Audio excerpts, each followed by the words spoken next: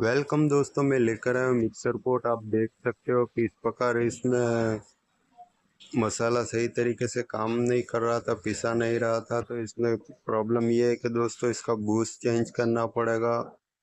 सबसे पहले इसका ये कपलर नीचे और वाइसर सब बाहर निकालना हैगा। फिर बाद में आप देख सकते हो अंदर सेंटर में जो बूस है उसी बूस को चेंज करेंगे। सबसे पहले ये ब्लेड को है, ब्लेड का चाकी थोड़ा लूज रहेगा तो उसको टाइट करेंगे।